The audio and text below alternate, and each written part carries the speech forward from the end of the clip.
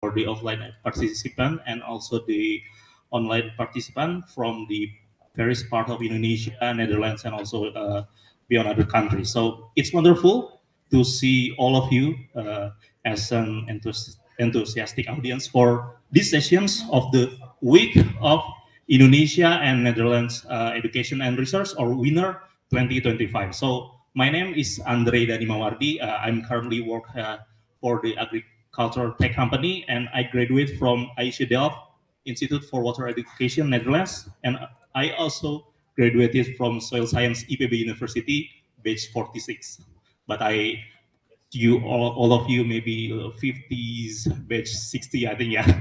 So I'm pretty old. So, but it's glad to be back here again at IPB University, and I'm truly honored to serve you as a moderator for today's session's titled Emerging Water Research, Technology, and the Role of Young Academics. So before we begin, let me take a few minutes to set the context of our discussions. Yeah, as many of you know, the collaboration between Indonesia and Netherlands in the field of water management has a long and rich history. So this partnership is formally guided by the MOU on Water 2022-2027, signed between the Indonesia Ministry of Public Works and Housing and the Netherlands Ministry of Infrastructure and Water Management. The MOU outlines shared commitments to strengthen the cooperations across four main working groups, from integrated water resilience, lowland and irrigation development, to capacity building and preparation for the 10th World Water Forum last year. So this year, 2025, marks a very special milestone. It is 25 years of continuous cooperations between our two countries, Indonesia and Netherlands, in the water sector. So over these years, the partnerships has not only addressed pressing water challenge, but also built a foundations of learning, innovations, and also the youth engagement. One inspiring outcome of these collaborations, especially under working group 3, is Wave Indonesia. Wave Indonesia. Yeah. It is a youth-led platform launched during the 10th World Water Forum in Bali last year. And Wave Indonesia aims to connect the young people from diverse backgrounds to share innovative ideas and work together on the complex challenge on too much, too little, and too dirty water. So it reflects the spirit of inclusivity and sustainability that both Indonesia and Netherlands strongly uphold. So in the same spirit today, our sessions brings speaker and participants who represent the next generations of thinker and practitioners in water research. So for student and also professional, this is a crucial moments where the water sector face increasingly complex challenge driven by the climate change, the urbanizations, and the rapid technology, and the emerging research topics from smart water management, nature-based solutions, and circular water economics demand new skill, creativity, and collaboration across disciplines. So, through today's discussions, we hope to explore how young academics and young experts can navigate these emerging areas, connect scientific practices, and contribute meaningfully to sustainable water futures. After that, we will also have a guest lecturer, Dr. Katarzina from Wageningen University, Netherlands. So with that, I'm excited to start our sessions and introduce our speakers who will share their perspective and experience on these themes. So, all right, without any further ado, let me introduce our amazing speakers. It's coming from different professional backgrounds, but all united common passions, water. So our first speaker is Reksa Trida Wasesa, a young water resource expert currently working with the Directorate General of Water Resource at the Ministry of Public Work and Housing Indonesia. Mas Reksa, please come to the stage, and everyone please give applause for Mas Reksa. And our second speaker, we have Asian Tia Chakti Rajeng Prakasita, who served as a WAS officer at UNICEF Indonesia. Mas Cynthia, please also come to the stage. Give applause to her. Thank you. Our third speaker is Erbi Setiawan, Board of Expert at Karsa City Lab. and currently pursuing his PhD at Wageningen University. Give applause to Master B, and please join us on stage. And we have also Dr. Katarzyna from Wageningen University, and she will give us the special lecture from Wageningen. Please give applause to her. Okay, all right. Now we have all the four speakers with us. And to begin our discussions, I'd like to uh, invite first Mas Reza, yeah, to share his research and insight on water with the title Emerging Water Research Technology and the Role of Young Academics on the Government Perspective. So, Mas Reza, the floor is yours. 7 minutes, okay. Thank you for the time and opportunity. Good afternoon, everybody. My name is Rexa. Okay, because of the limited time, I will be quick on this. Yeah, I graduated from ITB at 2013 and then continue my education in Wageningen University. And I'm also doing, I've been joining ADB, technical assistance, also having internship in Netherlands and Deltares. So my current research interest is in the hydroinformatics and flood hazard, flood risk, social resilience, etc. And then the billion-dollar question is how emerging water research and then the state-of-the-art technology and us, the young academics, help Indonesian government in this particular case and developing future water security. So this is actually an approach on water development in Indonesia. So we are working within a government platform. So we have to be under a legal standing that an adoption of Undang-Undang Number 7 2024. And then we also have the RPGA, PN and RPGMN. And then also last year, if all of you of World Water Forum in Bali. Yeah, so next of the problem identification on Java Island that also we know that we have a lot of land subsidence in Semarang, Demak, Kalongan, Jakarta. So land subsidence, pluvial, fluvial, and coastal floodings has been our main issue. And yeah, as you know, that in the beach line that we are having an abrasion, that the beach lines having coastal erosion, and then of aerial photography at Semarang time to time.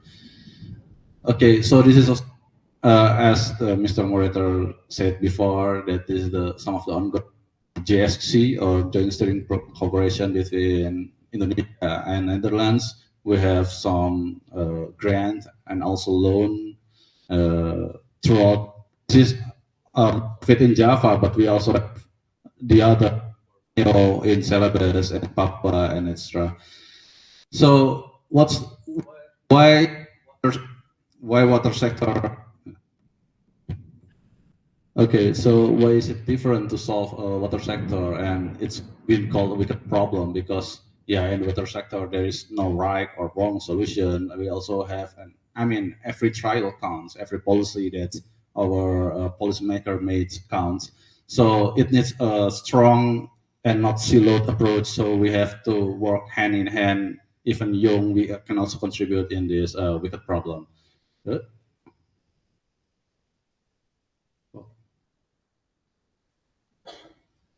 Lagi. Yeah. Okay. Yeah. So because the problem is difficult, simple problem having a simple fix, but more complicated problem, we need a multidisciplinary or interdisciplinary or even transdisciplinary approach. And there is only so much that we can do alone as a constellation of academics, government practitioners. We can strive for a better, livable, safer world. And how we can approach this, from my experience, yeah, there is an infinite cycle of development actually. So we have a cause of development, and then trigger is our curiosity, anxiety, that what will happen in the future, or what will tree or whatever. And then there's also opportunity from there. And this is the emerging research. We have so much like hydroinformatics, big data, and now AI, whatever AI it is, like geospatial intelligence or agentic AI, or even adaptive engineering, etc.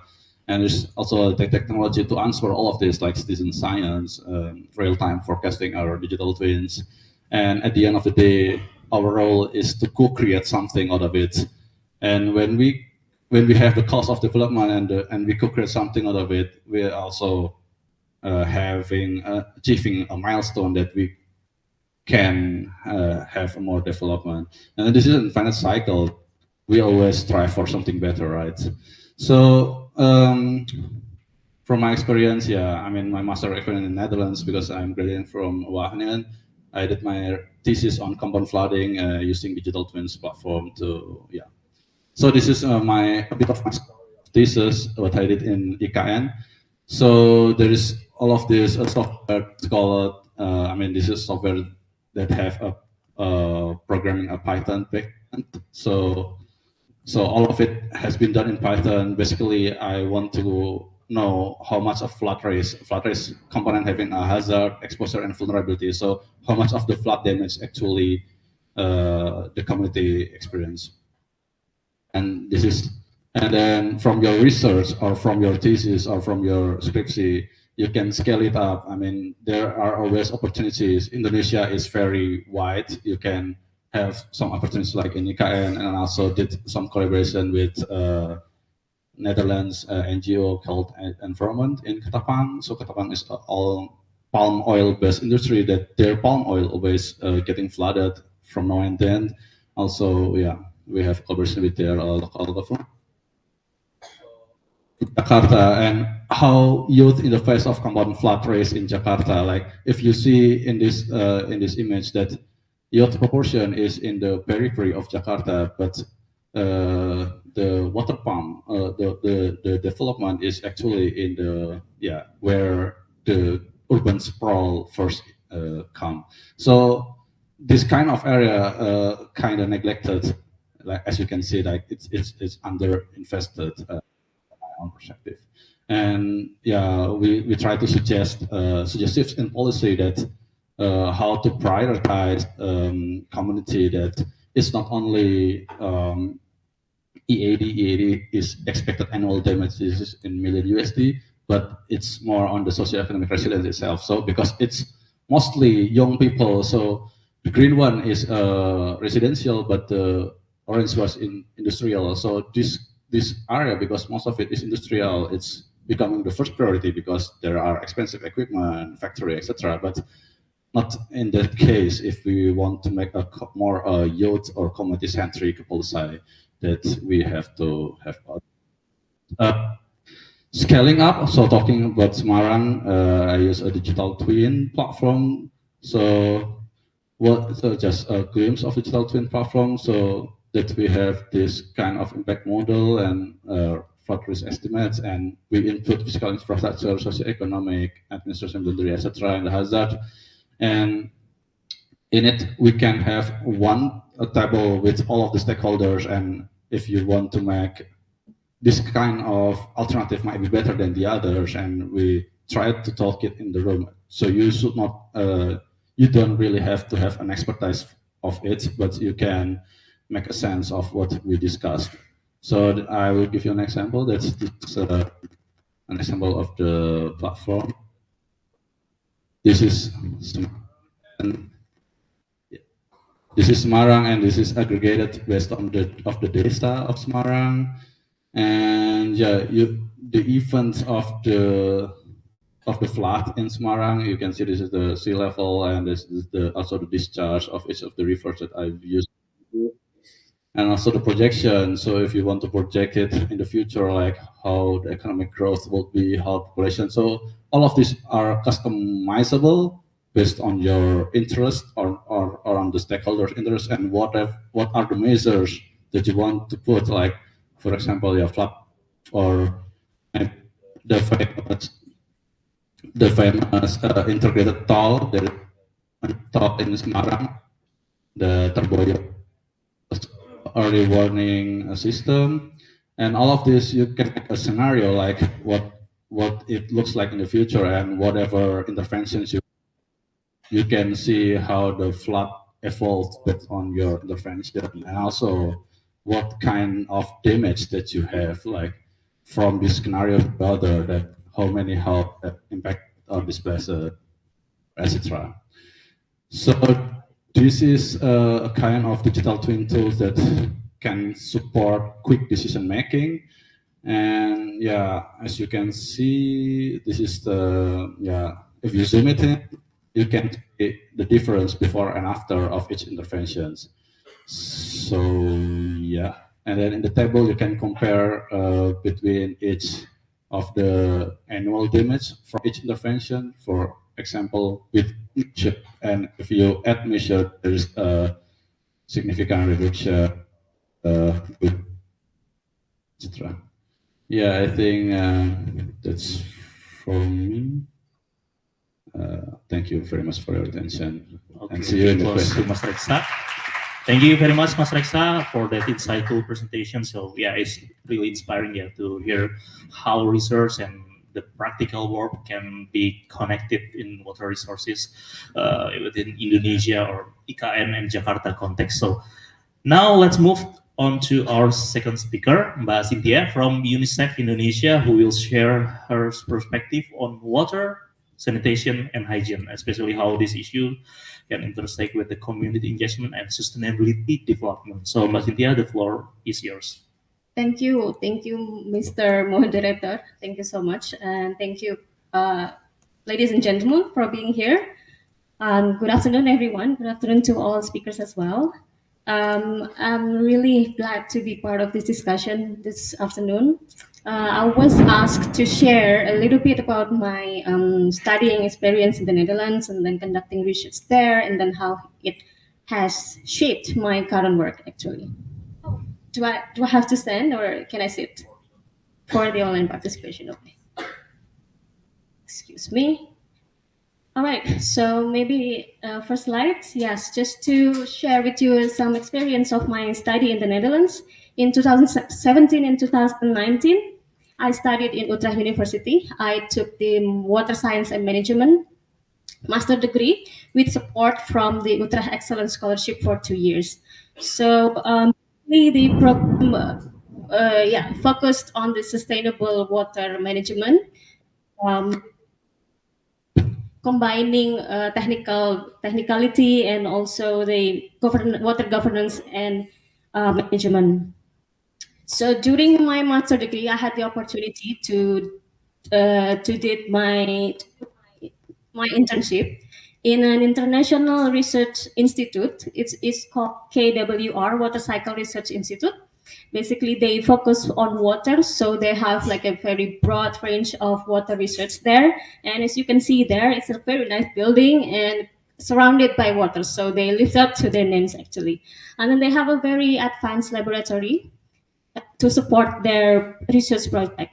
For my thesis, I did the title is preliminary assessment of the possible groundwater exposure routes from oil and gas wells to drinking water extraction locations in the Netherlands. Basically, I did assessment of the groundwater risk contamination risk in the Dutch groundwater system, uh, potentially contaminated by the oil and gas extraction wells in the Netherlands. I did this internship like as a extended internship, so I did a little bit longer than the usual internship. So I spent there for 9 months actually. So after completing my master, I returned to Indonesia, and then I joined UNICEF Indonesia as a WAS officer. Next slide, please.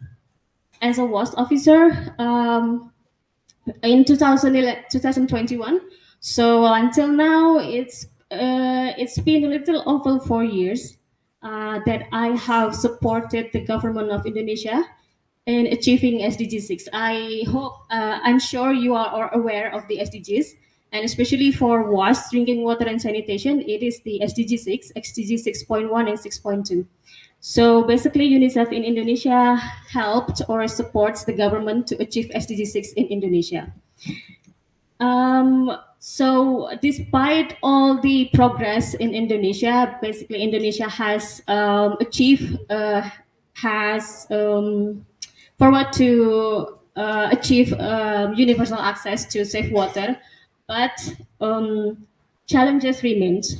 So according to Ministry of Health, only 20.5 households in Indonesia have access to safely managed drinking water. What is safely managed drinking water? Safely managed drinking water is water that comes from the improved sources, accessible in the premises, available when needed, and free from contamination.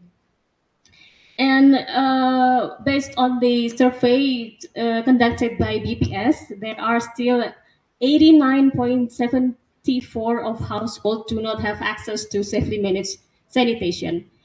And again, what is safely managed sanitation? It's the toilet that has a gooseneck toilet, and then uh, contained by septic tank, emptied every 3 to 5 years, or connected to sewerage.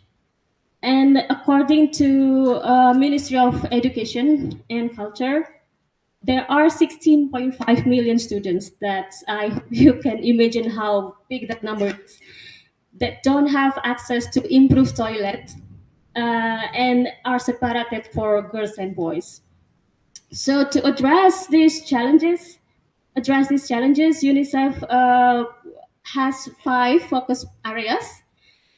Safely managed drinking water, safely managed sanitation, was in institution covering healthcare facilities and schools, was in emergency, and climate resilient wash. And UNICEF has supported national and local government, schools, communities, water utilities, wastewater operators to implement evidence-based WAS policies and programs. And with their leadership, with the government leadership, we have helped to improve access to safely managed water, sanitation, promote hand hygiene, menstrual hygiene, and reduce open defecation.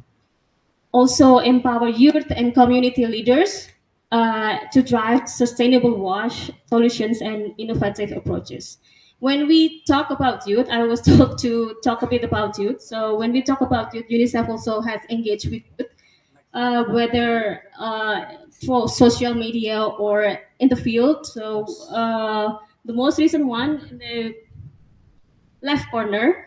The most recent one is the competition for young people to create creative content on water footprint and responsible water use.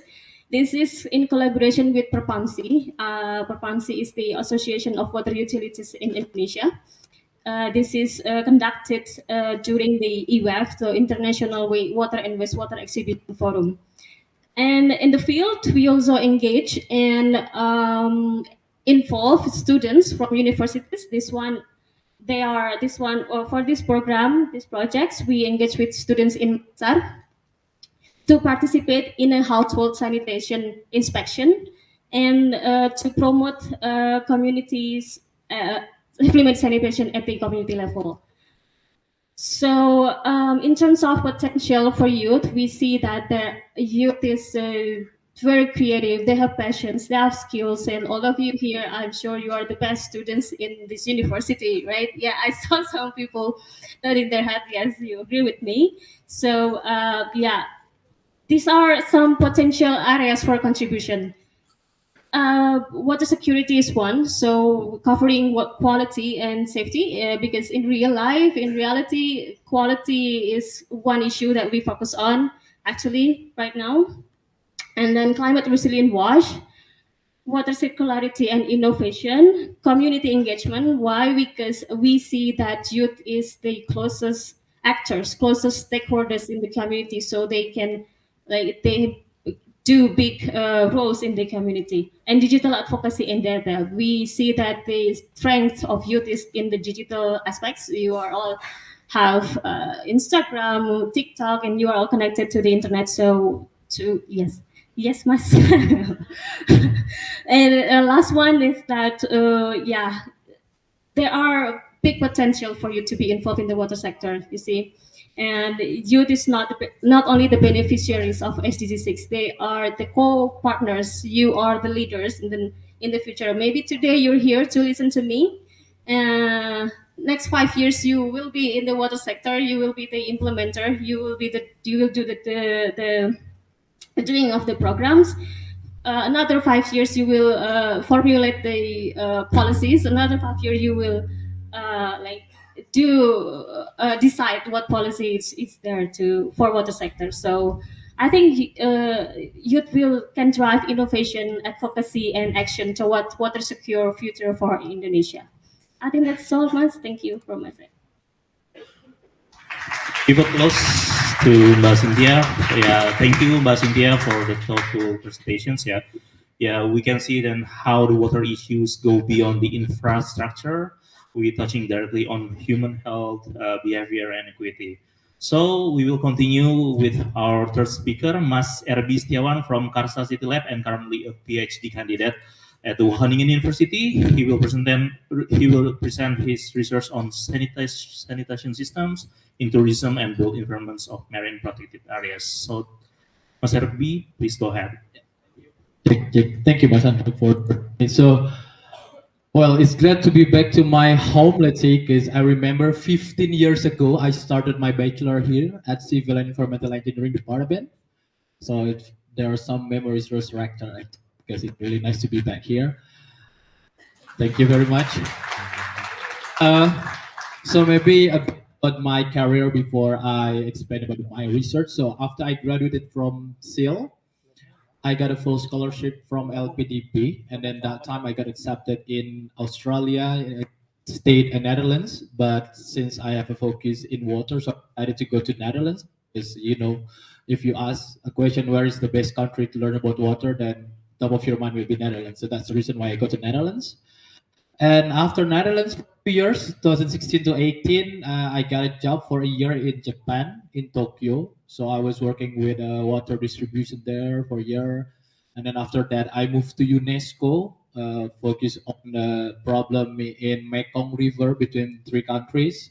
And at the end, I end up working with the Minister of National Planning and Development, Bappenas, as an expert in water resource in Indonesia. And then after that, I started my PhD. Well, actually, I already got accepted at Berkeley, US, for PhD. But since I have a strong connections with Kasia, which was my supervisor before doing my master, and then yeah, I decided to go to Netherlands again to have this PhD under her supervision. Thank you, Kasia. And I got LPDP again for having this PhD. And why I'm now being a part of Karsa. Does anyone here know about Karsa City Labs? So basically, Pak Anies Baswedan has this think tank policy institution, which is called Karsa City Lab. And he asked me as the board of expert in Karsa and Karsa focus on water sector. So I'm currently standing here representing Karsa, not my PhD. But at this moment, I would like to introduce about my project with well. So this is a big actually operating with IPB, with Unipa, and then it is not only in Indonesia in Raja Ampat and Bali, but also in Caribbean, in Aruba, Bonaire, and Coast. That's the locations. And then, yeah, we're focused on the sanitation system. So at this opportunity, I would like to share about the research itself. Maybe next. So the idea of the concepts, because we are in the part of urban system engineering groups, we know that all the resource that happening today in a city is in a linear pattern where you use, for instance, for water, you distribute the water from the outside area, from the rural area. Then the city, you use it for drinking, you use it for taking a bath or gardening or etc. And after that, all those waters become wastewater. That's very unsustainable pattern because with the resource depletions and then with the wastewater quality it will damage the environment. So the idea of my research, is it possible to make it circular? For example, is it possible to reuse wastewater for drinking, for instance? Or is it possible to extract some nutrients in wastewater for agriculture, for let's say for gardening or anything? That's the way what we'd like to address. But the novelty of the research, we're talking about coastal tourism. So imagine, for examples, why we take Bali. It's very advanced in tourism. Where if you ask foreigners like Vikasha, where do you want to go to Indonesia? Maybe she will answer with Bali, Bali, Bali. So that's the reasons. I'm thinking maybe it's good if we can have a look at the water system in coastal areas in Bali, and then how we can shift it into more circular metabolism. So this is basically the basic concept of my research. Next. And the research background, why Bali and why coastal tourism? Because I'm in love with nature and I like to dive. So I used to dive in, Aceh, in Ipoh, and in Bali, and also in Sulawesi. And I found that coral reef is extremely beautiful. But currently, it's damaged by the tourism activities. And one of the stressor or one of the reason why coral reef are depleting is the wastewater from the coastal activities, from tourism activities. So, not but if you see from another perspective, besides damaging the coral reef, instead of that, there is some substantial in wastewater that we can extract and we can use to make this circular concept. For example, wastewater to energy, wastewater to agriculture, wastewater to food. So that's the two main points in my research about the coastal development and also about this circularity. Next. Uh, yeah, so this is actually the basic concept of what we have right now in the city scale. For example, from agriculture, you consume the food in the city level, and then you have this wastewater. But then actually in wastewater, there are a lot of nutrients that you can use to send back to the cities. And for the coastal areas, we have this called marine protected area. Does anyone know what is marine protected area? In terrestrial, we have hutan lindung, but in marine area, we have these marine protected areas. It's similar, but the difference terrestrial and marine. And Indonesia actually has the lot at the most marine area, protected area in the world, and the coral reef, the biodiversity of coral reef is considered as number one in Indonesia in the world. The reason is because if you have a look at the condition of Indonesia between the oceans from the north and the south, I think it's Pacific and India.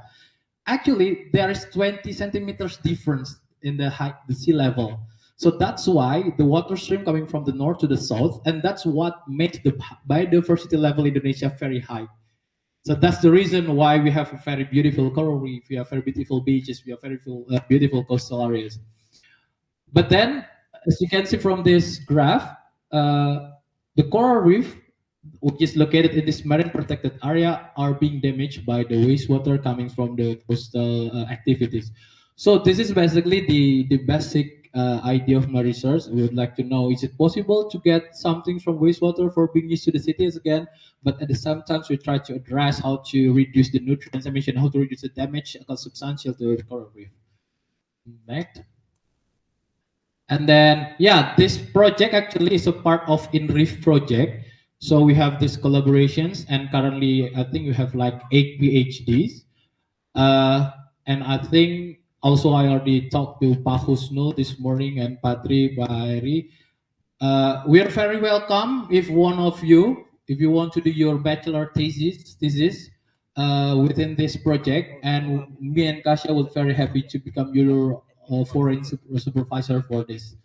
And then that's from me. Maybe I'll give the floor to moderator. Thank you very much. Give a big hand to Mas Herbie. Thank you, Mas Herbie, for that inspiring talk. Yeah, it's great to see how the innovation, research, and community collaborations can come together to shape more sustainable and inclusive water solutions. So, yeah, before we moving forward to our guest lecture, I would like to open questions. Only one for online participants because yeah, we have a limited availability for the online participant, but I guess for the offline participant here can be a whole of day here. So, any questions from the online participant? Not yet. Okay, then I would like to open one for the offline participants. Any questions for, yeah, can someone help to give a mic? It's okay, yeah. Yeah.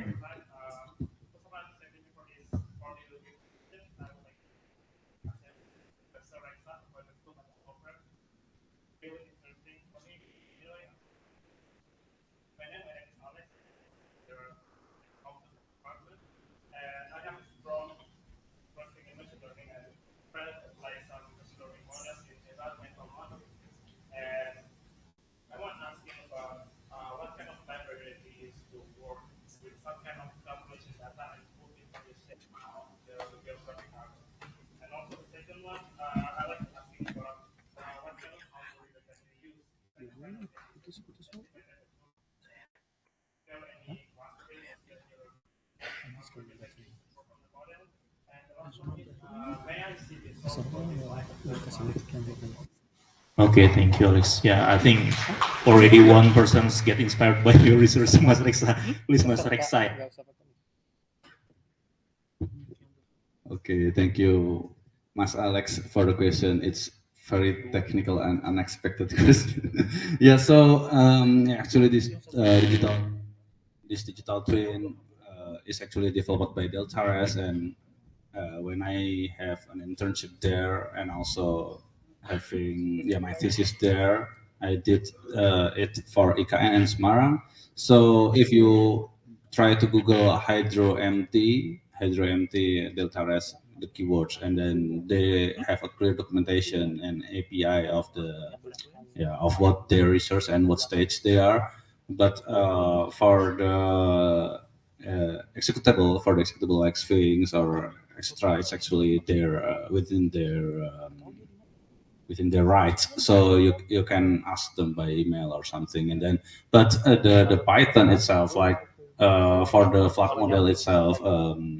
We use something like if you're familiar with it's not a data science thing, but it's more of the physics behind it. So if you have a rainfall time series and you have this kind of discharge time series and also the sea water level, and you input it, you also have the socioeconomic resilience data and everything in it. So it's more of the not a black box model. So it's a distributed model from rainfall to runoff and to flood impact. So yeah, that's what I use in this kind of setups. If you have any more further questions, feel free to ask. Okay, any?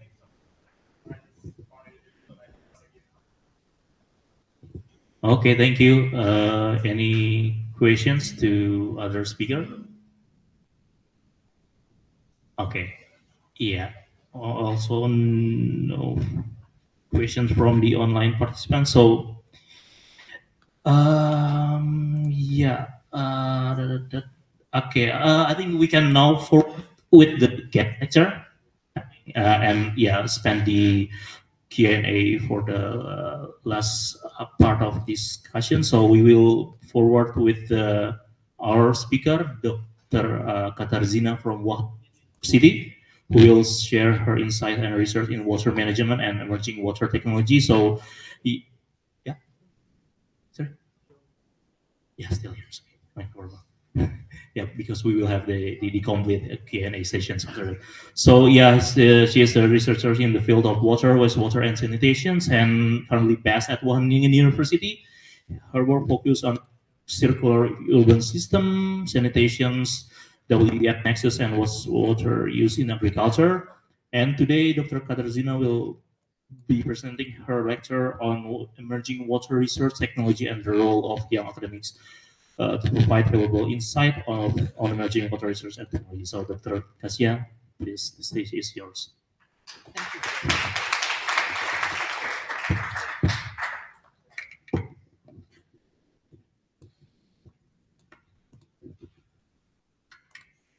Okay, good afternoon, everyone. I'm so happy to see so many people, young people, our potential students, maybe in Wageningen, and very honored to be here. And I think it's the first time I am giving lecture during the heavy storm and some thunder. So I hope I will be not distracted.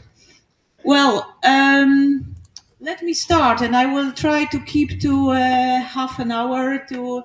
In fact, not to talk explicitly what in the title, but to give you some highlights, what we are doing, how I'm connected also with the research of RB. So I will run a little bit, give you some example what we are doing. So my short name is Kasia, and within the description of this winner, I found this nice sentence: too much, too little, and too dirty, reflecting the problems with water. And I am the most related with the last one, too dirty, which is the fate of wastewater and what we can all do with wastewater, because it's what we saw in the past as bad and ugly. In fact, it's a really nice medium that offers a lot of opportunity to recover, recycle, bring it back into the cycle. Okay, you have heard from Erbi how my connection with Indonesia speeded up, in fact, accelerated. I had contact with Indonesia via students for last more than 10 years. But since few years, I'm also involved in this transdisciplinary project on coral reef resilience, where we address all kinds of stressors that may damage the coral, and surprisingly or not, the wastewater is an important stressor because wastewater is discharging nutrients, nitrogen and phosphorus, which are fertilizers, which are eutrophying agents that have unbalancing effect on the coral reefs and all the consequences on this. So this is a very exciting project with a lot of partners, with a lot of disciplines, with a lot of students already. I had 11 students did bachelor and master topic on this. Well, that's what you see. That's what's happening under the sea level. You have the cruises, you have discharges from touristic locations like hotels that are going directly to the ecosystem under the sea. And maybe we don't see it, but this is happening. Well, what you see here, this slide was not shown yet. This is Wageningen. Wageningen, a little town in the middle of the Netherlands, hosting 40,000 inhabitants, where 12,000 maybe are students and 6,000 are people associated with universities. So a high IQ level, I would say, in this small city. And I'm here with Erbi from Environmental Technology Department. This is our group. We exist already for 60 years, Environmental Technology Department. As you can see, we're very international, and we have all kinds of ages, and we are a very happy group, very friendly group. At this picture, we are celebrating 60 years anniversary. So this is Old Lady Environmental Technology, and we hope to go for next decades with the help of people from all over the world. Well, environmental technology, how it started 60 years ago. In 70s, there was a very big urgency because we have noticed that there is a lot of pollution of air, pollution of soil by industrial sites, chemicals, CO2 emissions, and then we thought something has to happen. We have to invent those technologies to minimize those effects. Then in 80s, we discovered that there is a depletion, so abundance of resources like water or phosphorus, for instance, were not so obvious anymore.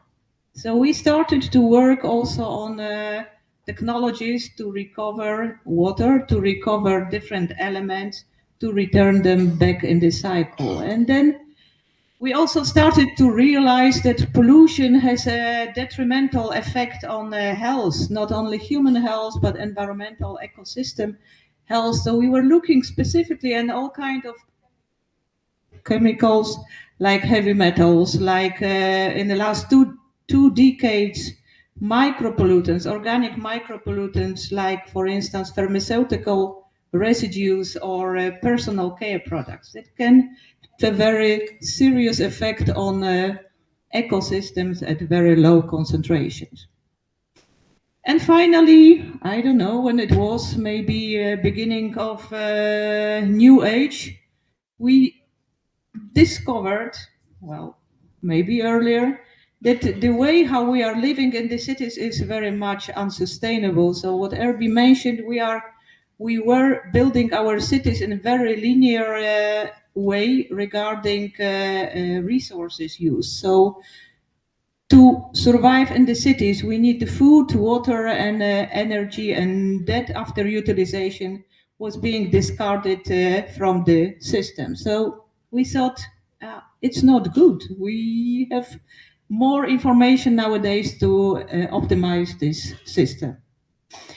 Okay, environmental technology group, as you saw on the picture, is subdivided in 3 topics.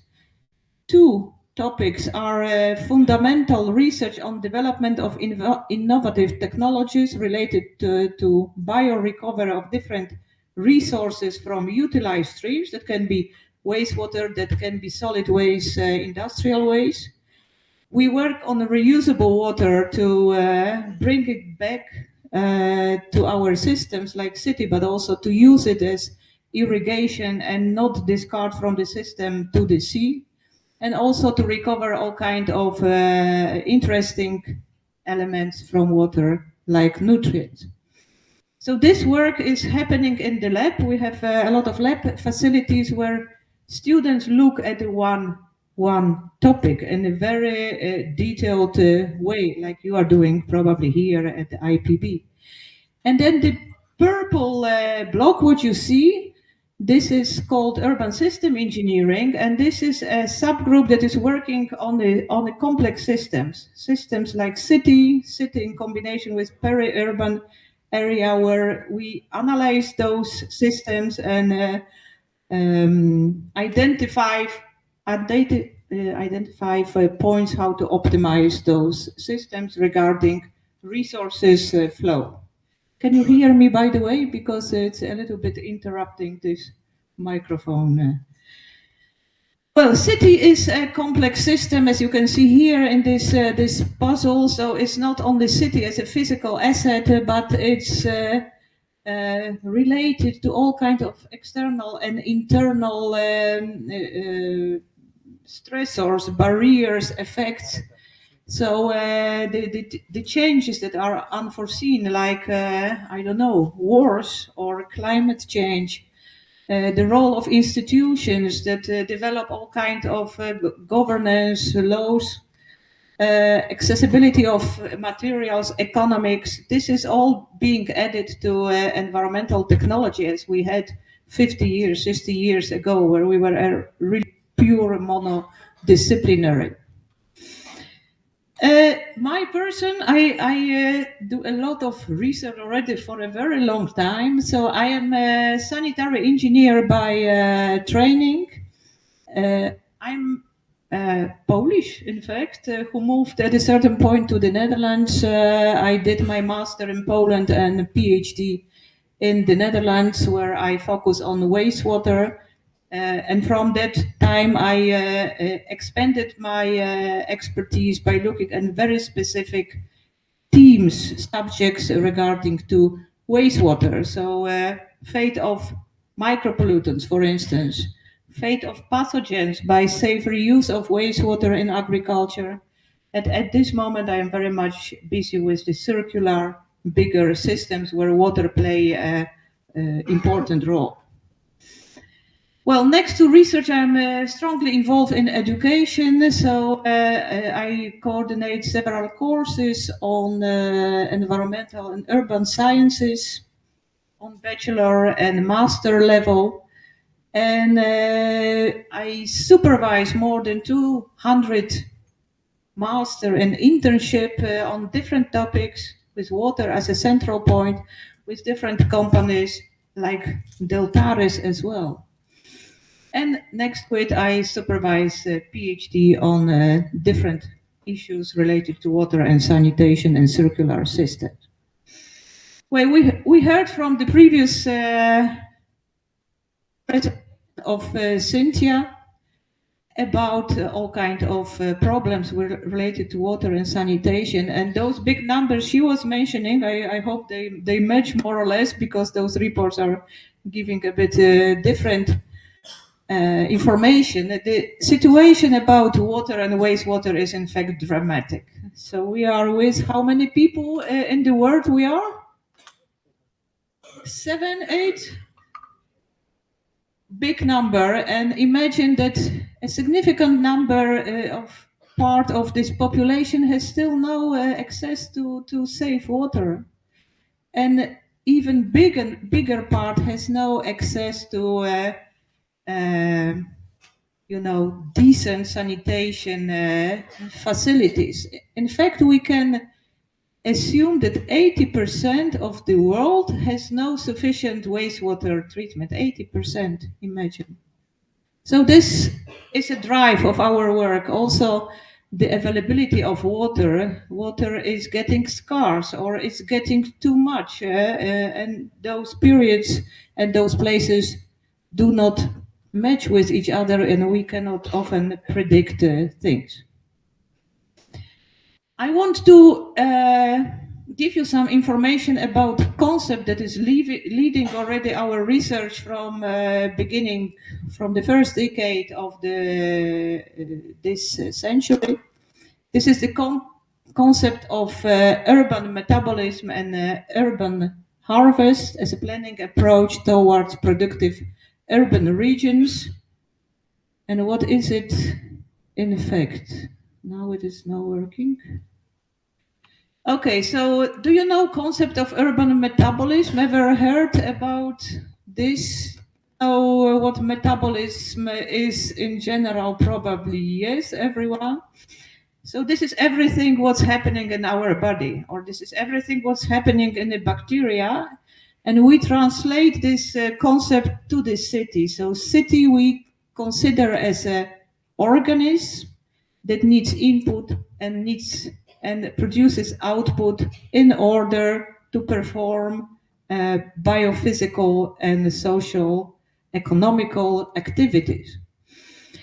So this urban metabolism we translate to the city, and it serves as a tool to analyze this city. What are the flows of the resources through the city regarding water, energy, food, goods, and what's input, what's output. If we have this in a picture, we can see, we can identify places where we can optimize the system. So maybe we use too much water, maybe we use too much energy that it's coming from fossil fuels. And then we can point out what are interesting places in this system. This is Singapore, by the way. That we can make system more less dependent of external needs. Well, this urban harvest approach led to hypothesis that each urban system and their direct urban and peri-urban surrounding can to a large extent become self-sufficient in resources. It can reduce their waste production by improving local resource management at smaller scale possible. You heard about linear approach. So you have in the first picture what we are doing in most of the cases still. And this situation we can optimize by introducing small loops already on a smaller scale possible. Well, this is maybe a little bit complicated scheme or graph that it's showing what is this urban harvest about. So what you see on the left side is a supply side, for instance, for water. You have different sources of water, groundwater, surface water that you have to upgrade to be able to use in your household. Because we cannot differentiate between different needs, we produce one type of water, clean water that we use for laundry, that we use for flushing the toilet, which we use to some for consumption, and that's absolutely not necessary. You don't need to have perfect drinking water to flush your toilet, for instance. So we provide too much quality to the system. Well, in this concept of urban harvest, we introduce several measures, and these are minimizing use of resources, multi-sourcing, so searching for alternatives like rainwater in case of water, cascading, so using the remaining quality of water for other uses that needs less quality, recycling and recovery of resources, so recovering of phosphorus, for instance, from wastewater, or recovering heat from a shower water that can be used in the energy system. And we can do it on each scale. We can do it on the household level, and we can do it on a very complex city level. And when we do it on the smallest scale, we're very limited because having a very closed system will cost a lot of money. But when we do it on the large scale, when we have a lot of different functions, when we can exchange resources, it becomes economically also interesting. Well, to understand urban metabolism, you have to know something about temporal characteristics, about climate, about rain, about temperatures. You need to know what is the urban characteristics, what kind of building, what kind of other functions in the city you have. If you connect it with technological solutions, you can build a new, more sustainable system. Well, this is a very old picture, and I will push the button. This is the picture that looks maybe in an era of AI as a very primitive, childish drawing. I made it in 2000, year 2000, when in Wageningen we discovered that we can deal with wastewater in a different way that we did in Europe for last 150 years or more. So in the European cities, we collect all wastewater by extended sewer system, and we bring it to centralized wastewater treatment system.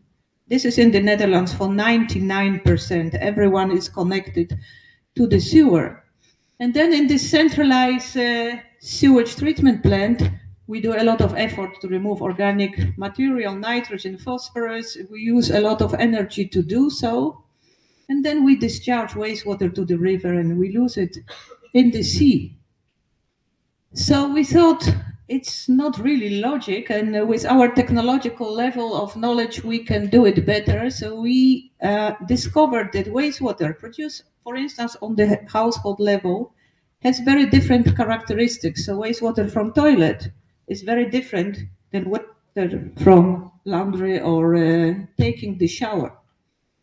So we discovered this or developed this system that is leading a lot our research on sanitation and wastewater management. For a concentrated wastewater system, we have different technology than for diluted streams. And we have also different destinations. So for instance, for gray water, which is diluted, we can use easier technologies and we can produce safe water that can be returned back to the household or to the district. For concentrated black water, where we have a lot of organics and a lot of nutrients, we can apply technologies like anaerobic digestion, like composting, to recover, for instance, nitrogen, phosphorus, organic matter, and connect it to agriculture. Well, this is a challenge that should be safe, such a system, and it should be accepted by public to have maybe wastewater treatment closer than we are used to, back in our garden, for instance. And this is nothing new what we are doing, you know. This picture is coming from Indonesia, actually, and this is also showing all kind of decentralized sanitation that can be placed in the area. So we don't need to have all the same system everywhere. We have to look again in our system, this urban metabolism, and to see which area needs what. So maybe there are some areas with urban agriculture that needs water for irrigation and nutrients, and we can match our wastewater management, sanitation to produce those ingredients for agriculture. Do I have still some time, Mr. Chairman? 15 minutes. How much? 15 minutes? 15 minutes. Yeah. You still have some energy to listen? Okay, so let's again jump to another topic. that is related to our project on this coral reef resilience and the work of Erbi. I mentioned that we had already many students that who work on our project, and I will give you some example. And from close nearby, so it will be relatively nearby. It will be Bali and even smaller system Nusa Lembonga.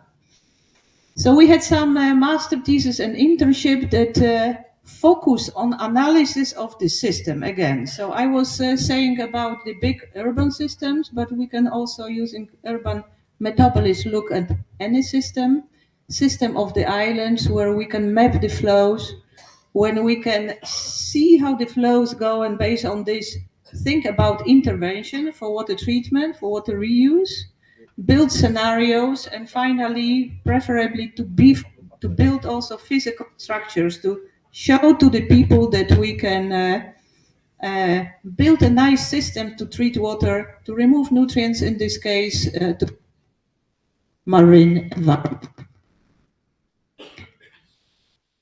This thesis used all kinds of mass flow analysis to see what's happening actually with the wastewater nowadays, and you can see the situation confirms what we saw in a global estimation.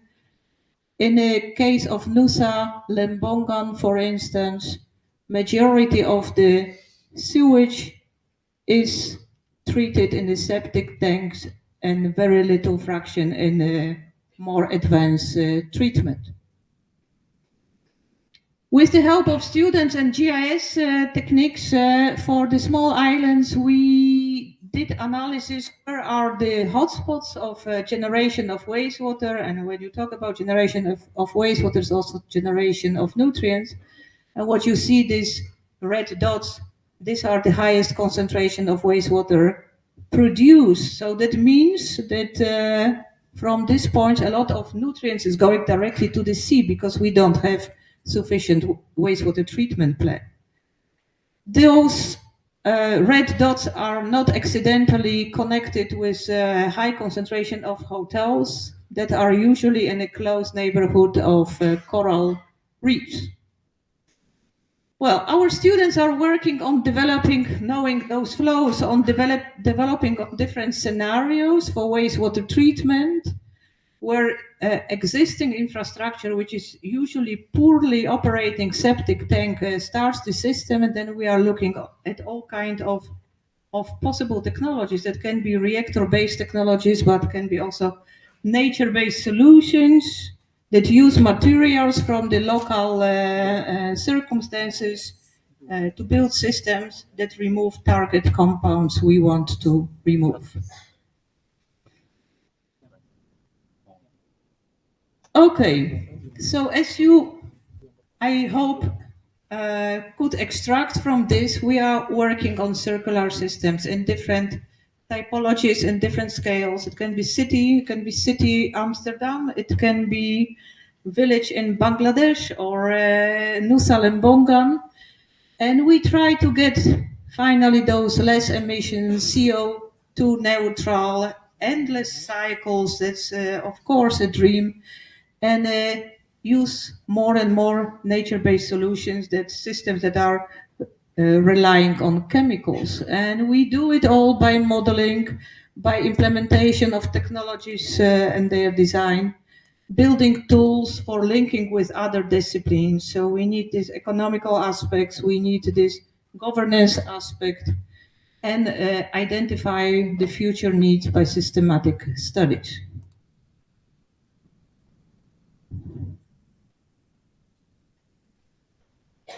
Okay, this. So you see, I was talking about maybe simple things, but behind those interventions, we use all kinds of tools, methods like mass flow balances, simulations, spatial allocations, and finally, evaluation of the system we propose, for instance, with life cycle assessment.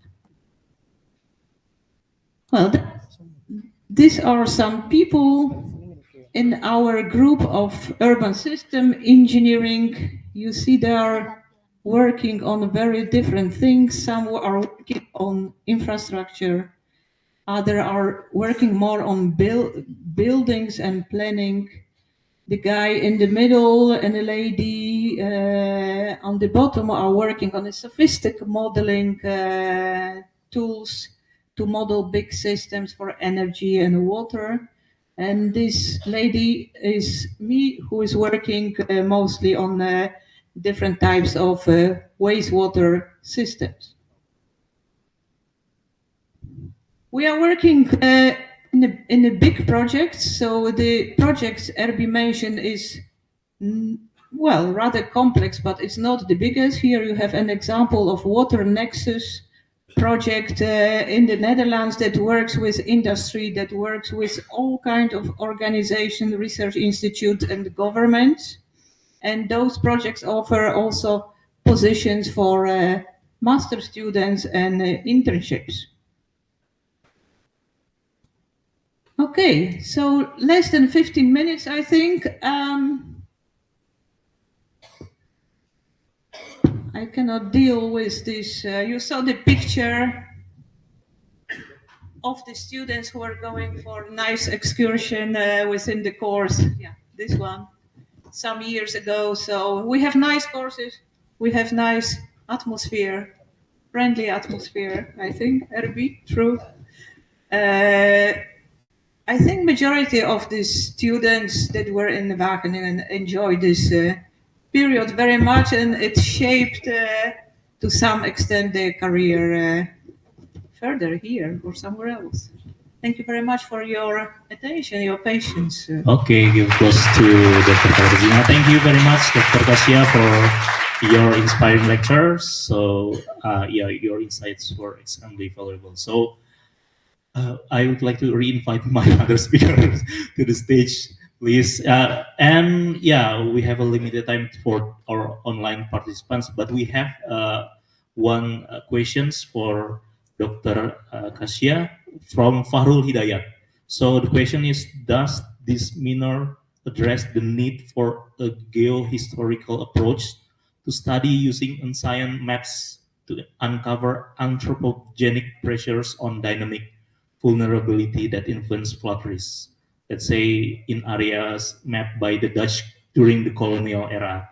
For example, consider the Cimanuk flood hazard in Garut, which apparently occurred in 1920s and recurred in 2016. So I think the question is more related to how we can acknowledge the anthropogenic pressures when we determine the areas influenced by the flood risk.